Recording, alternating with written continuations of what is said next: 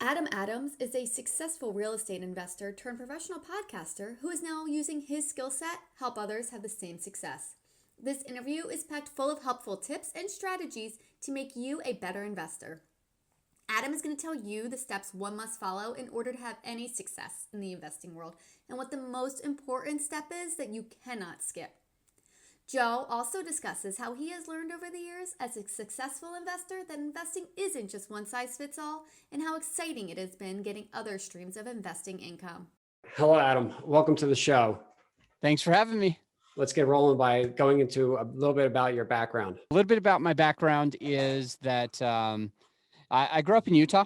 I used to compose music when I was a kid. It was kind of funny. I started doing that in junior high and just really enjoyed it, and told my junior high band director that we're going to play a symphony that I wrote at the end of the year. He laughed at me, he challenged me, and jokes on him, because you don't laugh at me and you don't challenge me. Those are two things you don't do with Adam Adams. So he was like, well, if we were going to do that, you'd have to learn every single musical instrument. So I was like, okay, I'll just learn every instrument and prove you wrong. So I did. We played it at the end of the year, and I was only in music for a couple of months when I started composing. So it was kind of fun. Later on, I thought that I was going to be a band director. I loved music so much, I thought I'd be a band director. So I was going to school in college.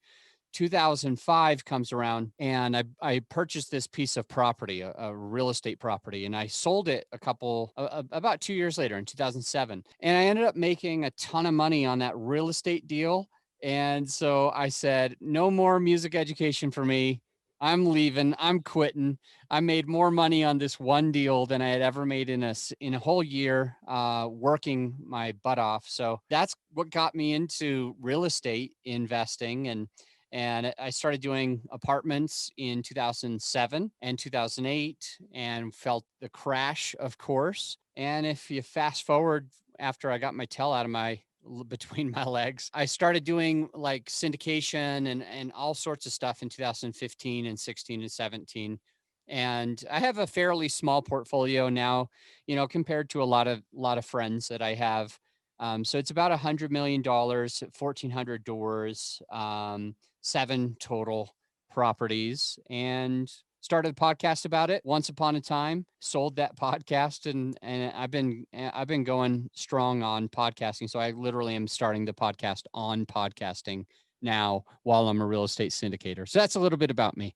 So I guess there's a few things there, but kind of what was beyond the monetary aspect, what was the passion for diving into the multifamily area? Multifamily, of course, monetization, as you said, but passive cash flow is the name of the game. Passive cash flow is the real reason why I wanted to start doing that, having multiple streams of income. I had been doing real estate on the side through, having other roles, other jobs, other ways to make money, and I always had these real estate things. And um, I guess it was in 2007 when I sold that first piece of property. I read Rich Dad Poor Dad, and I realized that Robert Kiyosaki himself was an apartment investor. I always thought that he did houses, but in 2007, I found out differently when I started studying him. He made his money in business, and he put his money in apartments. So that was really why I decided to do that in 2007 and 8 and 9 and 10, 11, until I lost a property. That's a story for who knows? It could be this time or another time. But at the same time, I just felt like multifamily was the name of the game, and I always focused on attracting capital and raising money from other people. In the beginning, it was because I had almost no money available. It was out of necessity, and then it was just I was able to focus on larger projects and still be able to add a lot of value to other people. So there's a lot of takeaways, like why multifamily, and I can share a couple. One of them is the Sharp ratio. The Sharp ratio is this thing most people don't know, but a couple of your listeners definitely are going to say to themselves, "Oh yeah, I know what that is, of course," because that's what they're into. The Sharp ratio is interesting. It's a risk adjusted return, and with risk adjusted returns, they especially use this and the guy who made the Sharpe ratios, last name was Sharp.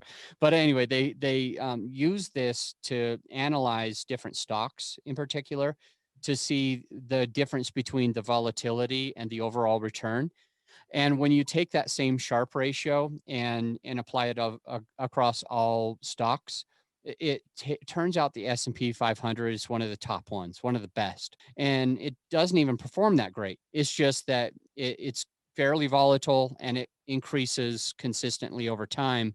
But what's interesting is when you take the same Sharpe ratio and you compare it with all real estate investments as well, multifamily performs the best, and multifamily performs, I think it's 5.8 times better than the S&P 500.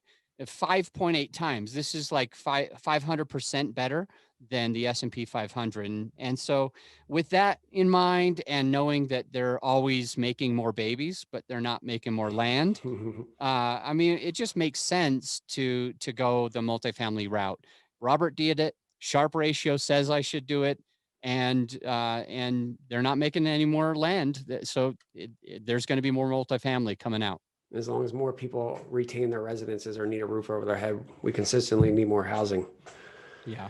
So what on your first big deal, how did you guys, put together a team, or how did you put people around you that kind of allowed you to execute the first big deal? The first deal wasn't even that big, to be honest. It was a little over $1 million, and I mean, it was huge back then when I was like, holy cow, this is a whole, giant thing. And it was a little over $1 million, and actually our loan ended up being a recourse loan because it was like 960,000 for the loan. But how we did that, the first step that we used, and I'm not saying this is the perfect step yet, I'm just answering your question, what we did. We took an education. We spent about $40,000 learning from a coach and a mentor in the syndication space, even though I had been doing real estate for a long time, multifamily for a long time. When we went to the syndications, we want to make sure we were doing everything legally right, that we had every advantage to be able to do well. And so, yeah, we took education. It cost about, I don't know, $39,999. And then after taking the education, I went on to Bigger Pockets. Again, I'm not saying this is the best way to do it. It's just how we did it. I went to Bigger Pockets and I created a premium account. And after creating a premium account, I additionally went into their algorithms and asked it to notify me anytime that somebody said 8 cap, and they use the word apartment, and they use the word commercial, all in the same post. So if somebody used all three of those in the same post, I would get a notification. So it wasn't long after that something pinged me, and there was a broker listing a property on Bigger Pockets for sale at an 8 cap, and my team jumped on it because the education course that we took said that this Holy Trinity was super important, which I don't think is important anymore. Our worst deals are the ones that follow the whole Holy Trinity. So I want to squash that right away. But it had an 8 cap. In the first year, we had a 12% cash on cash, and it had at least a 1.6% DSCR. And that was the Holy Trinity, 8, 12, and 1.6. And we purchased the property. I made an offer to the guy. I said, we're buying it. We're buying it. I like knew we were buying it for some reason. And he was a little skeptical, but when we closed, he was like, dude, I don't know what it was, but like, I wasn't going to post it there, and this and this and this and this. And I never would have thought that you could close, but now we're closed, and I'm happy, you're happy. And so that's kind of how we went about that deal. The raise was only a little over 300,000. I don't remember the exact amount, maybe around 360 or something. So it probably took us a month. It probably took us around 4 straight weeks to raise that first amount because we didn't know what we were doing. It was the first time that we had done this. I didn't know that I could reach out to my meetup group at the time. So there was only a couple people in my meetup that knew me, and they were like, hey, I want to be on your first deal. So I let them in, but I was cold calling people, if I had their business card. I was cold calling them, and which I don't know if that's fully right for a 506B, but I had their business card, so I knew that I met them. And this was my pitch, Joe. It was a ridiculous pitch, but it actually worked many times, and we ended up raising that money. So the pitch was, in the most genuine way that I could ask, is, Joe, it's Adam. I met you at, and I'll look up the card and it has the location and everything. I met you at this one place. How's your syndication business going? But it had to be genuine. And so I don't want somebody to just copy my script and like not, and just do it like, how's your syndication business going? You're not trying to antagonize them. You're not hoping that they say it sucks, but you ask it in the most genuine way you possibly can. What's up, Joe? It's Adam. I met you last year at this one event and just wanted to touch base and see how your syndication business is going. And then Joe would say, it's not going. And then I'd say, really, what's going on? Like I would just pull it out. I would extract everything. Really, why not? What seems to be the problem? And they'd be like, oh, no brokers are sending me real deals. And I'm like, is that right? What kind of deals are they sending you? And then they keep going into it.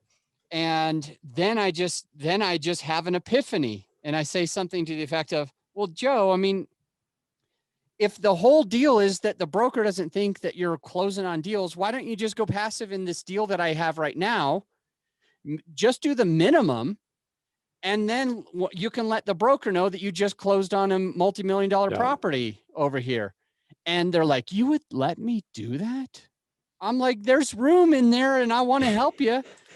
And so they're like, thank you so much, Adam. And then they do the minimum. And so that was how I did it. That's how we raised the money. So anyway, there's that. Well, so you got the capital aspect down. How did you and you sourced the deal off of bigger pockets, right? Yeah.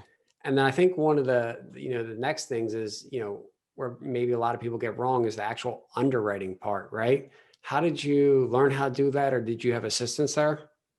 So I had, what's funny? The truth is I've never been great at underwriting. I thought that I was. Like when I learned it in the beginning, I thought that I was the shiz, man. I was like, I'm the best underwriter ever.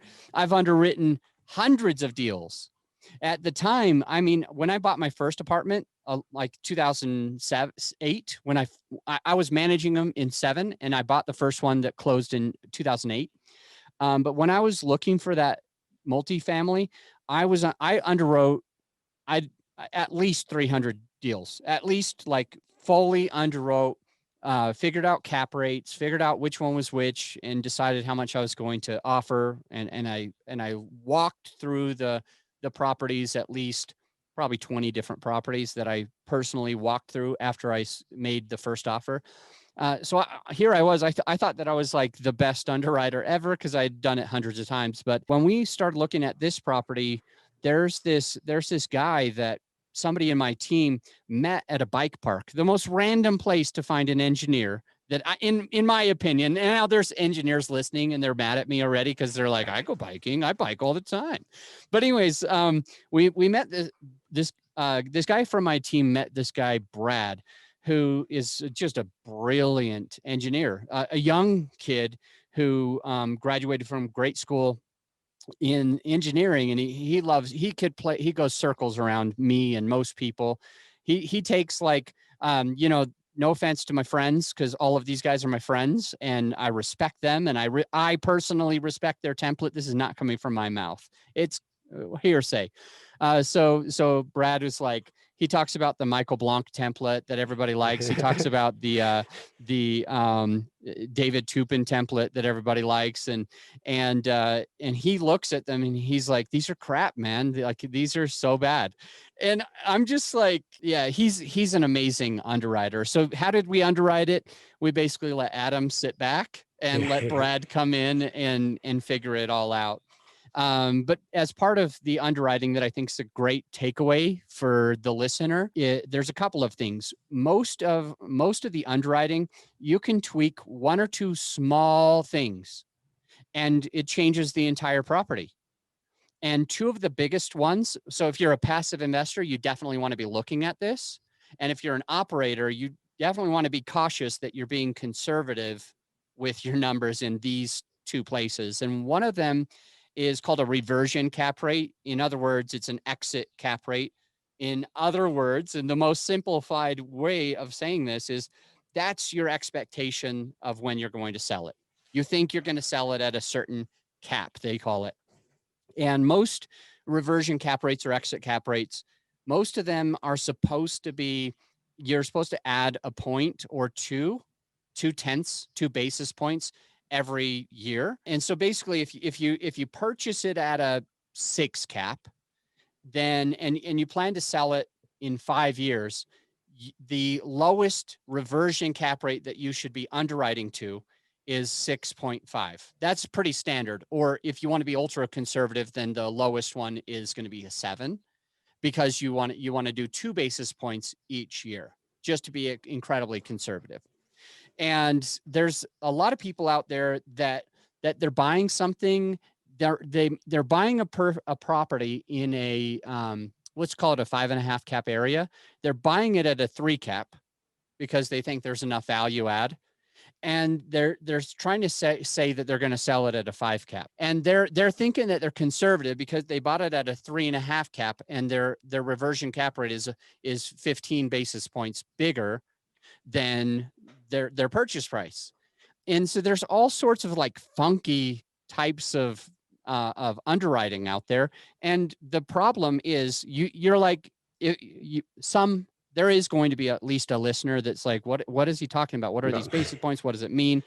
Well, what I'll say is, if you have something that makes $1 million, if the NOI, the net operating income, is $1 million, we'll just say, and a lot of these properties, the bigger ones, they can easily make $1 million. So you'll divide that by whatever the cap rate is, and let's just say that it's a 5 cap. That's an incredibly low 5 cap, which is an incredibly high price. So 1 million in NOI means $20 million sell price. So, but just tweaking it a little bit. Okay, we didn't sell it at a 5 cap, but instead we sold it at just a 5.6 cap. And so divide it by 0.056 equals 17 million. So it's $2.5 million different because you made a small tweak on the reversion cap rate. And all of a sudden you tell your investors that they're going to make all these millions, but you don't sell it at the cap rate that you thought you would. You have a slightly different from 5.0 to 5.6, slightly different. And all of a sudden you've lost $2 million. You don't know where it went. You've lost money for investors. So that's one example of being more conservative with your exit cap rate, with your underwriting. And another one is talking a little bit about your plan, your business plan. For example, one of the big ones that I would mention is how fast you can raise rents. And here's what most people do when they're first starting out at like apartment syndications.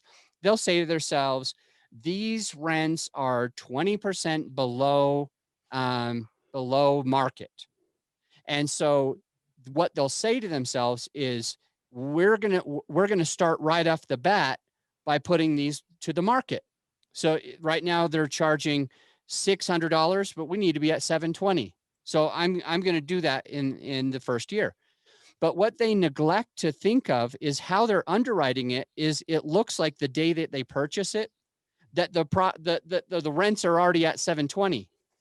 Like they've just purchased it. They haven't even had a chance to go around and kick people out or whatever they think that they want to do. So all of a sudden they're underwriting that rents are going up in the first year, but they do it at the beginning of the year, which is insane. A lot of syndicators are doing that mistakenly.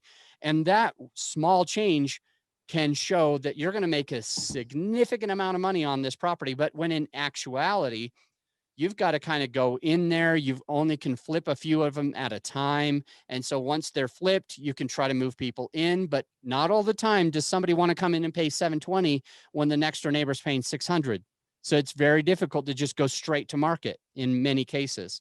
And so all of a sudden you're having some people move into the other units, and then you're having to redo it.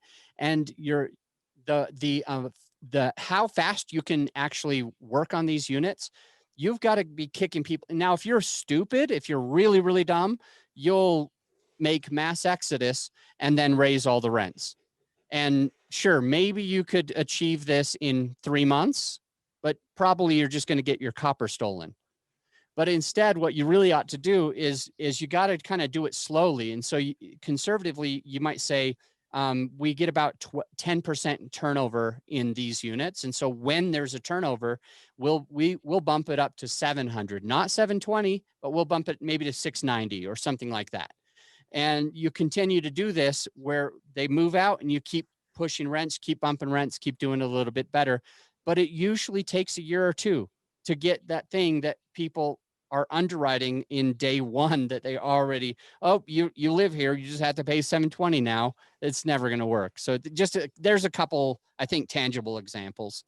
Well, since we're on the idea of underwriting, I think so many people these days are looking to place capital into real estate, right? I mean, it's the talk of the town. I mean, even on the tech side, some people want to allocate some of their tech money to real estate, and it's everywhere. So, for all the listeners, I mean, you go out in this world, there's a lot of noise, right, through the internet, and so in vetting the multiple different type of syndicators that are out there, and or going to real estate crowdfunding platforms, how do the LPs or the investors get comfortable with the actual underwriting projections and everything that the GPs present to them, and know that, and that them not knowing how to underwrite themselves, know that it's a good deal beyond knowing who the manager is? I love your question. And it's an incredibly loaded question Yeah. because, it for the most part, it depends. And additionally, my advice that I'm going to give is not for everybody. That's the biggest problem, is that the advice that I want to give you is it's going to be for some people, but others aren't going to do it. Others aren't going to think that it makes sense and all that kind of stuff. So I do have, by the way, a PDF that I have created on vetting, and it just talks about all the things that the main things that you need to focus on for the deal, the market, and the team. It doesn't just give you questions to ask. It really just teaches you how to do it. So it's called vetting, and you can text it, the word vetting to, I think, 55444. But just to throw that out there first, in case the listener really wants to dive a little bit more deeply into this. But here's some advice. The first step, if you want to become a passive investor, I'm going to ask you to get educated. And most operators, most syndicators are going to cringe when I say you need to get educated. They're like, stop telling my people that they can't invest with me until they go over here and spend $40,000 on their education. You're holding them back. You're making them think that this is risky. You're doing all this stuff. And so stop saying this. So Joe, you could possibly be mad at me. Who knows? But I'm going to say that the first step is education, and with a caveat to say that if you are listening and you want to be into this, there's a few ways to get educated. You can start reading books. And I wish I was an affiliate for this book, because I share it all over the place, because I love Joe Farrell. He's a good guy. And he wrote a book called Best Ever Apartment Syndication Book. And that book, it has a lot about raising money. But if you just skip to the part where it's just talking about underwriting deals, and where it's talking about managing the deals, and it's talking about how to be a passive investor, those 3 chapters in his book are going to help you, because I want you, as a passive investor, I want you to completely understand how to underwrite a deal. And I know that it sounds like a lot of work, but I'm just saying that there's a lot of people out there that are syndicating deals right now, and a lot of them are brand new, and a lot of them don't know. I don't know a good analogy that doesn't have a cuss word in it, but a lot of them, don't understand what they're doing at all. And so you're likely to lose money if you go with somebody who doesn't have a track record. So anyway, I want you to get educated so you can at least see these things in their underwriting, so you can at least ask them the right questions with how they found the deal, what they're going to do with the deal. So you can at least understand the difference between raising rents by 20% the first day that you own something versus, what can actually happen in a business plan. So I just want them to get educated. The second thing that I would like them to do is start to ask around. So step two for a passive investor is to start calling Joe Robert up, call up Adam Adams and say, Adam, who do you invest with? Like, who out there do you trust? You made it sound really scary on there, and so who do you trust? And that's where you start. You start asking people in the business who they trust. And if they can give you one or two people, you go to those people. And for a minute, all you're doing is asking them who they trust also.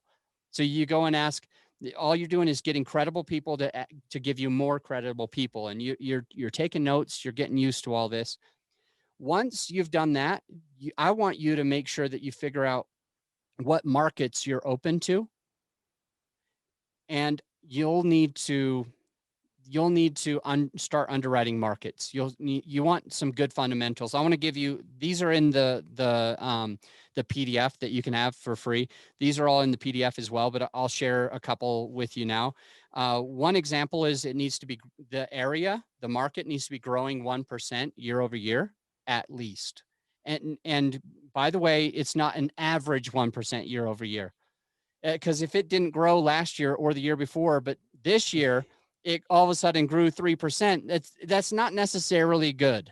And same thing if it grew 3% and then went stagnant for a couple of years. I want consistent growth where it doesn't just average 1%, it's 1% each year on population growth. The next thing about population, by the way, is that you want to have it to be for me, my team, we don't look at any MSAs, they're called. We don't look at an MSA unless it has at least 1 million people that live in the geographical area. For example, DFW, Dallas might not have, well, it does, but Dallas might not have 1 million. But if with Fort Worth and Plano on top of it, now it has 1 million, boom, that counts because they're all in the same MSA. They're not the same city, but they're all in the same MSA. Now I know that Dallas is enough on its own, but I just want the passive investor who's thinking about getting in to just have at least a minimum threshold of 100,000. There's a lot of operators, or I guess brand new operators out there, or some of them have been operating, but they're just going to these terrible, like small podunk areas that don't have any metrics. And you're going to lose a lot of money doing that. And all they're doing is what I kind of did in the beginning with my 8 cap. I was chasing these 8 caps and I had to go to crappy areas to find an 8 cap in these days, right? If you want to be in a good area, the cap rates are generally lower. And so stop chasing cap rates. And you've got all these new operators. There's so much competition. And so we see people going to areas that have 2,000 people, 6,000 people, 10,000, 20,000 people, 30,000 people. And these markets are just too small to sustain anything. One little tweak happens and it could become a ghost town. So I just want to make sure that the listener at least puts a minimum of 100,000 MSA. Me personally, I put a minimum of 1 million. A couple other takeaways. You want job growth to be growing 2% year over year. So population is 1% year over year, job growth are 2% year over year. And again, it's not an average. It's you want to see that it's consistent. You want job diversification. You want to make sure this is an interesting one. It's also in the PDF, but it's very interesting because most people don't even think about it. But I want rents to be cheaper in that area than it is to buy. And the reason why is because if it's cheaper to live at a house than it is to and own your own house than it is to rent a unit, then people are not going to be renting units. They're going to be owning houses. And so you're going to get a massive amount of turnover. They're going to be there just as long as they can to save that down payment so that they can go to the cheaper option. But if renting is the cheapest option, that means that you're in a really solid market where you're going to have the ability to keep the same people in for a long time. Another one, and I'll stop because I get so passionate about this. Yeah. But another one is just unit mix and unit count. Like what we're looking at is how many beds, how many baths, and additionally, when we buy properties, for the most part, there's a mix of units. So there are some properties where it's all 2 bed, 1 bath. There's some that it's all 1-1. There's some where it's all 3-2 or 3-3. But most apartments that I've seen, there's a unit mix. And so a portion of them will be 1 bedrooms, a portion of it be 2, and a portion will be 3. And I personally prefer having a good unit mix where you have a little bit of everything. And I want the fewest amount of 1 bedroom, 1 bath, depending on the market that I'm in. If I'm in a market where it's mostly students, it might make sense to have a 1 bedroom. But for what really I'm wanting to look for is places where a family comes, because what happens when the family lives there is they have more stuff and it's more stressful for them to move. And so with a 1 bedroom, they can just up and leave and there's a lot of churn. But with a 2 bedroom and a 3 bedroom in a place where the population can support families, you're more likely to get families in there. The families are going to be more stressed out to try to move, so they're going to be more willing to stay for a long time. And so, yeah, basically want to say, without answering the entire question, unit count, unit mix makes a big difference. So you want to look at the demographics of the area, see who you need to serve, and you just need to make sure that your property serves that person at a whole. But in general, the more the more bedrooms and bathrooms, the longer period of time somebody will stay. And the reality of all that is that there's a lot of LPs will not go to any extent to do the due diligence on all that whatsoever. And probably the best way for them would to really look at friends that have invested maybe with that syndicate for a period of time and has that type of track record, right? Yeah, 100%. I mean, yeah, because I've seen investors over the years, right? They're just lazy, man. They can be lazy when it comes to doing due diligence, right? Well, I want them to be lazy in a way, because once they find their person, once they know that there's a good record, once that they know that it's underwritten conservatively, then they can start to be lazy. I've passively invested in about 1,100 doors, and I'm investing with operators that I've known for a long time, that I trust, that I've seen their track record. And so that allows me, and I'm not suggesting this to your listener specifically, and I don't want to be called up if you lose money somewhere, but me personally, what I have done is, just because the relationship is so strong and I know the track record, and I'm personally an operator myself as well. We operate several properties too. It's easy for me it's easier for me to be able to vet people and know that it's going to be doing a good job. So I'll read what I have to read, but I'm not going to spend too much time triple checking somebody that I already trust. I'm not suggesting that for your listener, but that's me, honestly. All right. And so what are you specifically doing these days to go out there and raise capital and attract LPs and kind of grow your network? Good question. And I'll let you know, the PDF that we created is a PDF that helps us to attract passive investors as well. So it's kind of neat how it works. The more value that we can add in this world, the more value that we can push out, like reciprocal interviews. I'll have Joe on my podcast. I'm going to come on yours. And I call it Trojan horse marketing, where I'm being the Trojan horse here and invading your town of Troy. And then I'm going to let you be the Trojan horse and invade my town of Troy sneakily, right? And so what we do is, when I go on another person's podcast, for example, or I speak all over, at Michael Blanc's conferences, Rockcliffe's events, all over. And when I do that, I try to have some type of, I call it a lead magnet. It's just another way to say it, but it's a piece of value that your exact avatar, in other words, a piece of value that your ideal investor wants and needs. So when we understand our perfect passive investor and what they want, what they're worried about, a passive investor they don't want to lose money. And so if I can show them through this free resource how they could protect themselves by making sure that they text vetting to 55444, then when they go and grab that resource, it'll benefit them.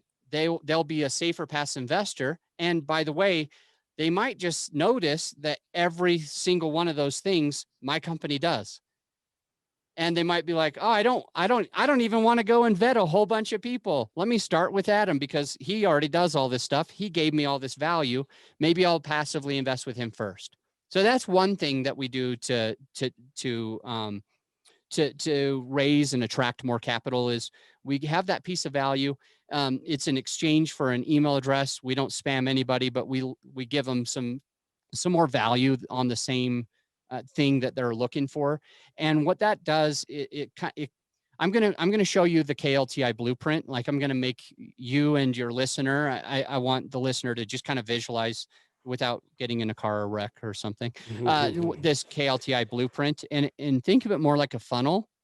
And the top of the funnel is the K. Then it comes down to the L, then it comes down to the T, and then the smallest piece is that little skinny I at the bottom. KLTI. It looks like a funnel. And what we're doing with KLTI is know, like, trust, invest. And Joe, the issue that I see with newer operators and even actually some very experienced operators are losing they're actually losing. I know that there's several experienced operators that have done more than you, Joe, and that's not disparaging in any way. There are some operators that have done way more than you, but their passive investors aren't investing with them anymore. They're investing with Joe now because Joe's the squeaky wheel, because Joe's got the podcast. He's got the presence. And that happens with me too. I've taken a lot of investors from a lot of people that had more experience than me because I'm always speaking at conferences. I'm always adding value on Facebook, and I have a podcast that gives and gives and gives. And so these past investors, I'm the squeaky wheel. Joe's the squeaky wheel. I hope all of the squeaky wheels have a lot of integrity, because the fact of the matter is that's where the passive investors are flocking to right now. So KLTI looks like a funnel. At the top is know. I need the most amount of people to know my name. That's why I say yes when people offer for me to speak at their conference. That's why I say yes when people ask me to do a reciprocal interview on podcasting. That's why I say yes when somebody asks, can you speak at my meetup? Because I want to make sure that I'm adding the most amount of value to the most amount of people, because then more people know me. They're aware of what I do. Then the L, KLTI, know, like, trust, and then invest. How do I get them to start liking me? Well, the main thing that I'm doing is I have a lead magnet. I have a piece of value that I know they want, and it will help them go to the next level. And I don't even charge for it. Now that helps them say, you know what, Adam's awesome enough. Let me go ahead and download this thing, even though I have to give him my email. Nobody wants to give an email, really. And so you got to give something so valuable that they're like, that's fine. I might get a couple of emails and I can always unsubscribe, but I'm willing to do it this time because this vetting lead magnet, this vetting PDF is awesome. It's going to save me millions of dollars, so it's worth it. So that's the KL, how to get them to like you. It's usually a lead magnet. It's usually a way to get them on your list. And then the T is staying in front of them. And KLT, like T for trust, know, like, trust. And you're staying in front of them. And one of my favorite things is when you get on the phone with them, you have to be your genuine, real self. A few minutes ago, I said shiz, right? And a lot of past investors are like, I'm not really sure. I'm an engineer, and that's a little risque for me. But at the same time, people, if I can just be who I am and I don't have to try to be perfect and I don't have to say stuff, then people can at least resonate with me because they know that I am who I am. And that's what you need to do as well. you, the listener, you, Joe, just in all things we need to do, we need to be our authentic self, because if there's any discrepancy, then there's going to be this like dissonance between the passive and us. And so we just need to continue to be who we are, to continue to add value from the time that they come on our list. And when we get on that phone call, when we get on that Zoom call with them, and we just need to be completely transparent about everything in our business, who our partners are, why we're doing this, why we picked that, what we don't know. Write that part down in bold. What we don't know, you got to be transparent about it all. Because just because you've never done a deal, not you, Joe, but your listener, just because you haven't done a deal doesn't mean that you can't get that passive investors to being part of you. But if you try to bull crap them and try to pretend like me and my partners collectively have done 3,000 doors across America. I hear that all the time. Okay, well, how many have you done? Well, I haven't done any, but I got a team that does. Just start there then. Start at the authentic, real self. Look, this is going to be my first deal. I'm excited about it. And I don't want you to lose money. And that's why I'm partnering with this freaking awesome guy over here to make sure that your money is protected. Why don't you just say it that way? Everybody else is trying to go the back-ended way, and it's offensive to me. And I think that the passive investor sees right through it. So just be your authentic self, have that conversation, ask questions, and you need to get a pre-commitment. This is like one of the most critical things. If you don't notice anything else about what I'm saying on this whole podcast, you as the operator getting that pre-commitment on that call, on the Zoom call, or if you're going having lunch, if it's not, pandemic times or whatever, you go and have lunch with your past investor and you sit down with them and you say, this is my sample deal package. This is a sample. It's not a real one. This is what I'm looking for. I'm looking for things like this. And if I find one that matches this, Joe, how much would you want to invest? Some people are doing 200, 250, or you can just do the minimum. And they say, well, what's the minimum? And you say, it's 50 grand. You say, well, I'll just do the minimum. They always start with the minimum and ask the minimum, right? Yeah. So, but you got to anchor it. It's called price anchoring. You could do 200 or 250 or whatever you want to do. Or you could just do the minimum. And then you ask them, how much are you in for? What's the minimum? The minimum's 25. I could probably do 100. Well, Joe, how much do you have again? I've got 150. Joe, how about you do 3 deals with me then? You do 50 on the first one, 50 on the second one, 50 on the third one. I don't want to take 100 on the very first one. Let's split it up into at least 3. Is that fair? And the past investor says, wow, he's not even asking for all of my money. He could have got my whole 150. I thought he was going to talk me into doing the whole 150, but then he just told me to just do 50. What a great guy. I respect that, because you are trying to protect your past investor. Anyway, that's just a few things to share, but I will just say the worst thing that I see all the time is people that don't raise the money and have those pre-commitments that I mentioned. They go to the deal. Guess what they're doing, Joe? They're going straight to the I. They didn't do a K. They didn't do an L. They didn't do a T. They're skipping the whole, what is it called? What did I call it? Blueprint. They're skipping the whole blueprint. They're going straight for the I. Do you know what that feels like to a passive investor? When you come begging them, I need your 100 grand so I can close this. Desperation. It's desperation. And it feels like you see somebody across the bar at the restaurant or something, and they come over to you and they're like, I love you, marry me. And you're like, freaking get away from me, man. Like, this is too much. And so I don't want you to skip the K, the L, and the T. I want your listener to make sure that they develop that thought leadership platform, like a podcast, like a book. Like I already talked about Joe.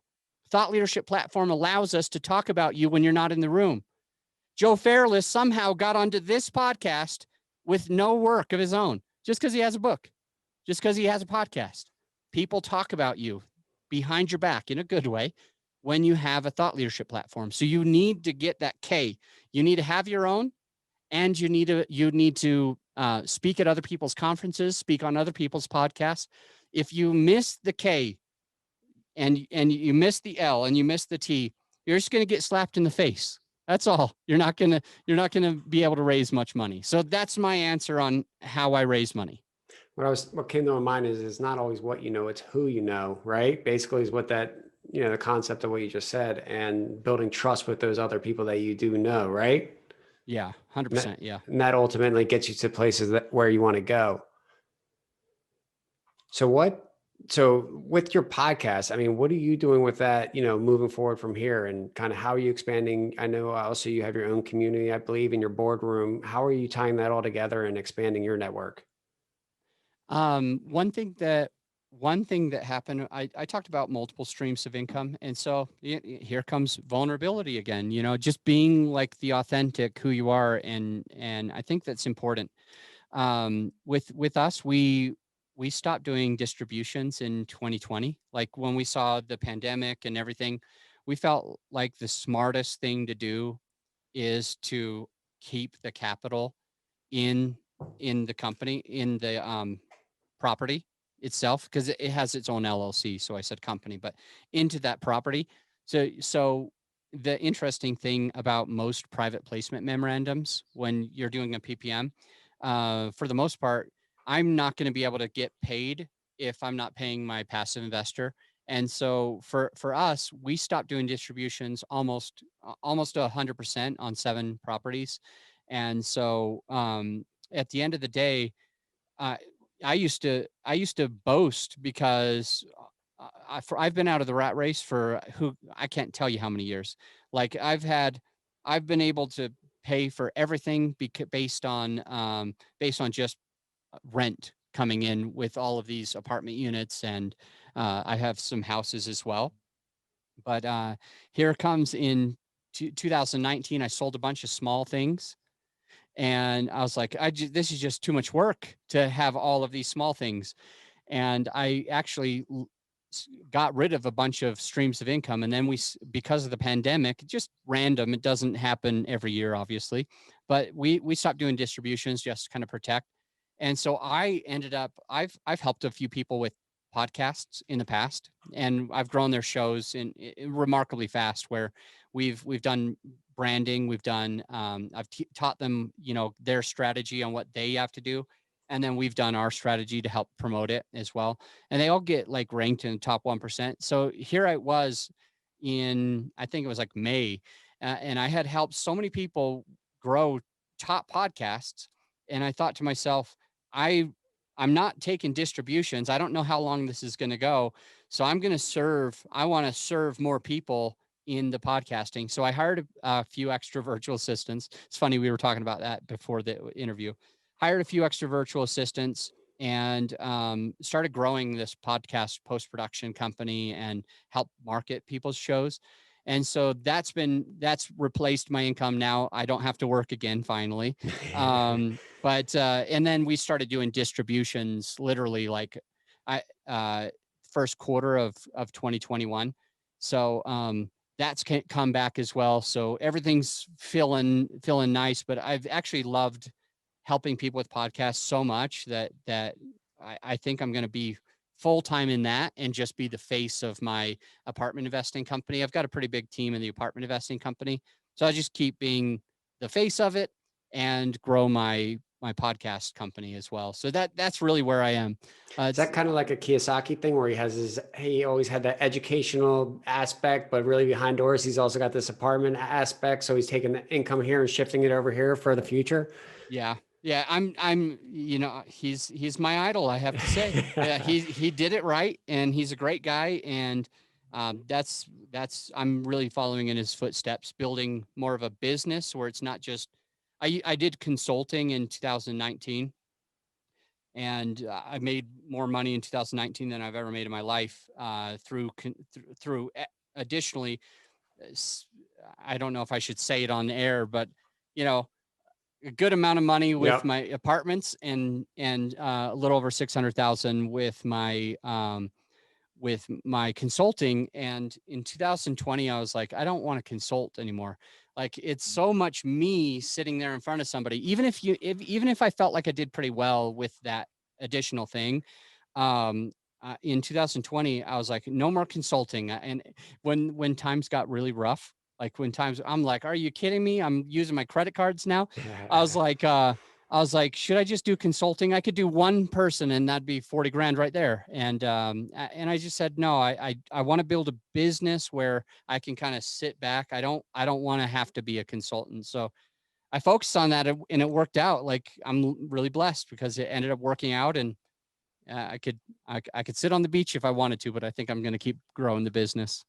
Well, I think a key takeaway that I'm taking from this is that, everyone listening should, there's not any one way that fits all, right? Like just kind of follow the path and things will fall into your lap that you may have passion in other directions. And it's okay to be invested in a couple different things or whatever that may be. As I've mentioned to you, I've been in real estate 20 years, but over the last couple of years through relationships in Puerto Rico, I started investing more in tech and blockchain. And for me, it was just like, something I've never been involved with on the tech side. So it's kind of very interesting. And it's like a whole different wave of people and entrepreneurs that are doing this new, unique thing. So now I blend it between the two where I still have real estate investments, but I'm also doing this exciting thing that is just more exciting to myself at the time.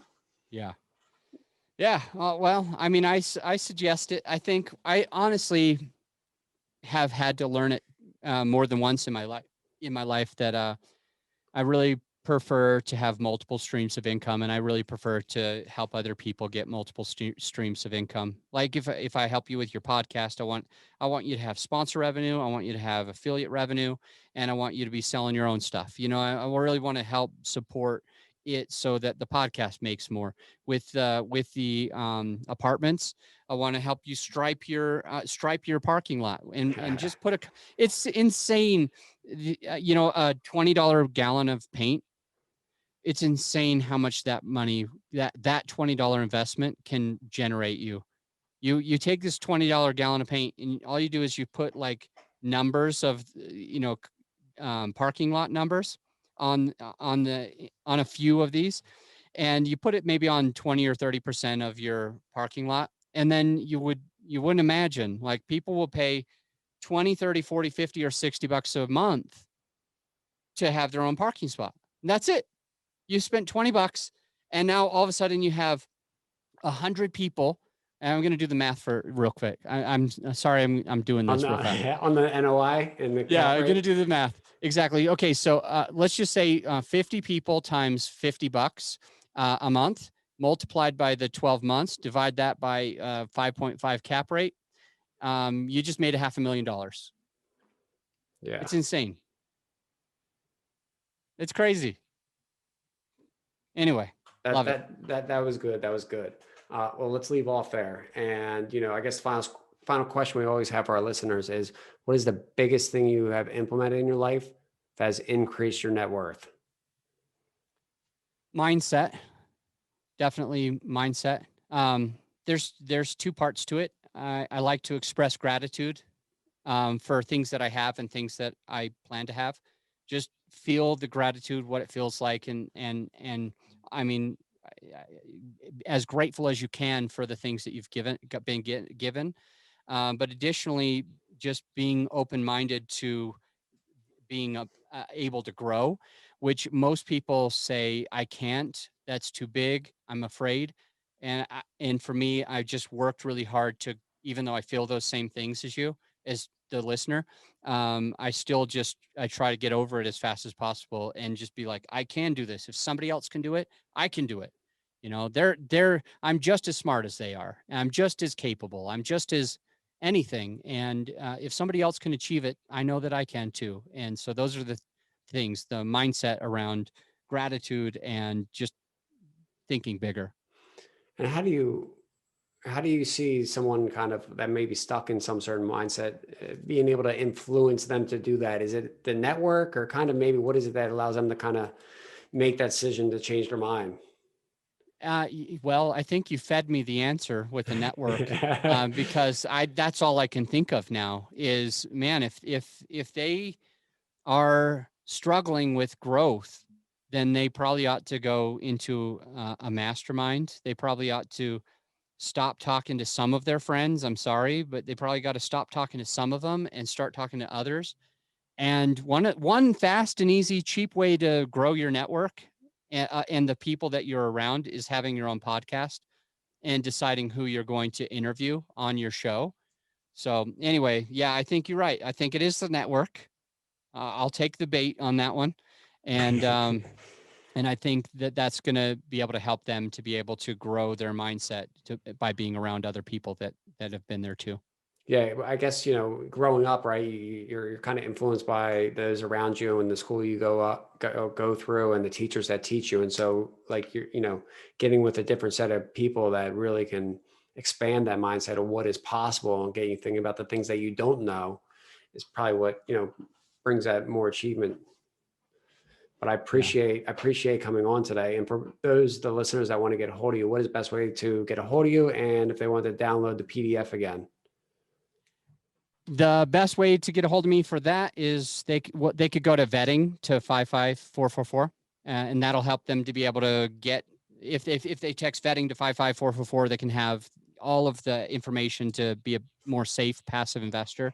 If they want to grow a podcast, I bought this expensive domain called growyourshow.com. Growyourshow.com, pretty easy to remember. It kind of rhymes, and they could just go there and connect with me there, see what we do, and even schedule a call. Well, Adam Adams, I appreciate coming on the show today. It's been a pleasure to have you as a guest. Thank you. Hey, everyone. Thanks for watching my latest interview. If you like what you saw, please click the subscribe button below to become a member of the Joe Robert community. Be sure to hit the bell to turn on all notifications so you always know when I post a new video. Tell me what you thought about the content in the comments below. I always read them and would love to answer any of your questions.